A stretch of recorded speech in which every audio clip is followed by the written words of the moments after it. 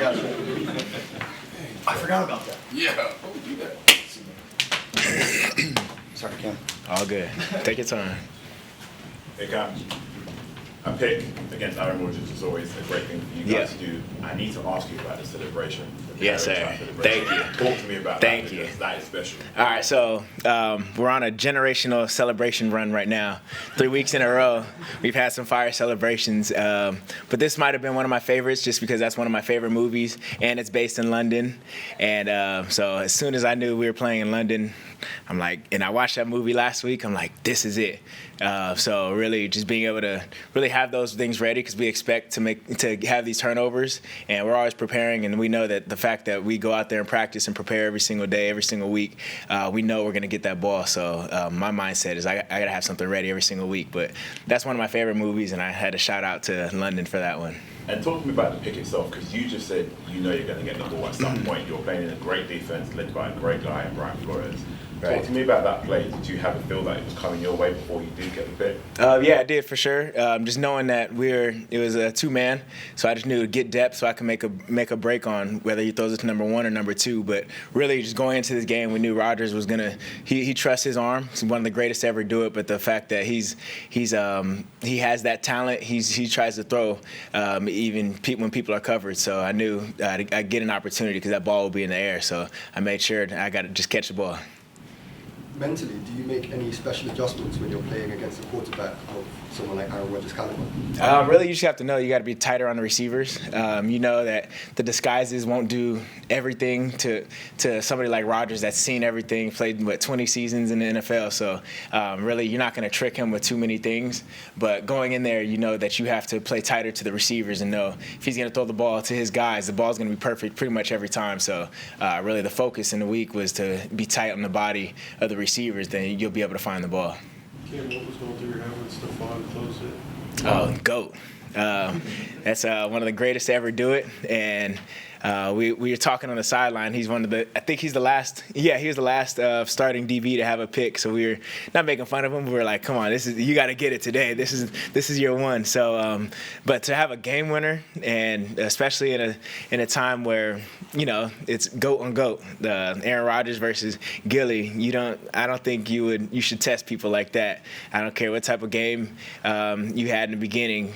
To have guts to throw it to Gilly in the clutches, that's pretty risky. So he showed why he's one of the greatest. Cam, what does it take for a corner in that spot to make a play on that back shoulder ball that everybody knows Rodgers has without grabbing him and getting called for a flag there? Really, just getting your eyes back. You have to know that, like I said already, every ball will be perfect with Rodgers, but knowing what he likes to do and knowing what type of receiver he was throwing it to, he wasn't a big-time deep threat. He's a possession guy, and really the back shoulder is one of the hardest balls to defend just because it's always going to be that momentum going upfield and then putting it on the back shoulder perfectly. So knowing that really they're going to attack the back shoulder. We practiced that this week. We had a lot of extra reps on it this week, and it was beautiful to see it happen in real life. Just because it's Rodgers and you know how much he does that. Exactly. Yep, and especially knowing who you're going against. He's a back shoulder guy. We talked about that this week, and that was on the scouting report. This is the possession, back shoulder, jump ball, fade ball guy. Cam, is there anything in your game that you're looking to improve on? Because the theme since Friday today from every player and coach Kevin as well is that we're not done yet, and this is you've not even hit your ceiling yet as a team, even though you're 5-0. Yeah. So is there anything you're focusing on with goals with yourself and what you'd like to improve on? Me personally, just wanted to be consistent.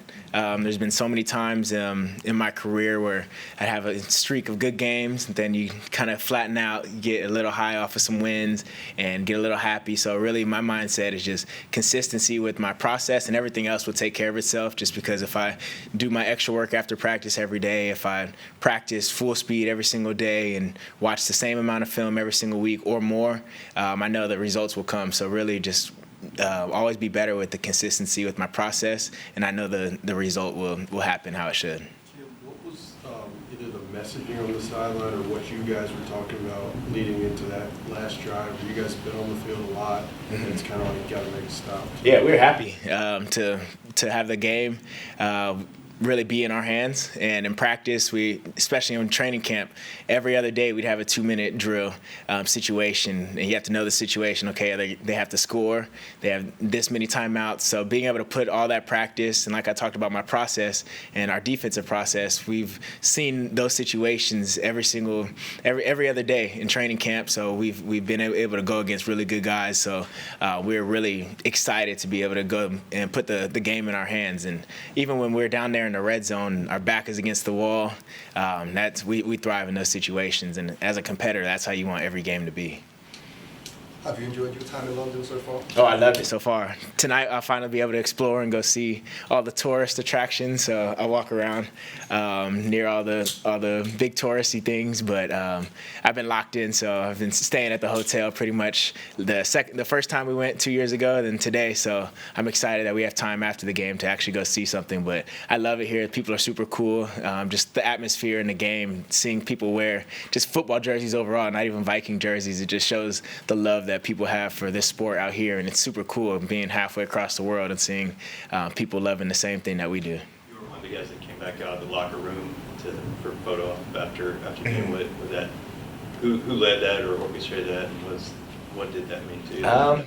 I don't know. Some of the DBs just started saying, "Hey, let's take a picture," and I was like, "No, if we're gonna take a picture, let's go outside and really get the scoreboard." Just it's a blessing, just the fact that we're able to come out here and play a kids game across the world, and for that to be our job, we thank God for that every single day, and we just know that we have a special job, and we never take that for granted. So we had to capture that moment, getting a win, being able to be with our brothers overseas, and it's crazy. A bunch of just kids that made it to the NFL. And we still feel like kids, so we were like, we got to capture this moment, especially after the game we had, one of our DBs having the game winner. So we just had to capture that moment and just make sure that that's something that we don't forget.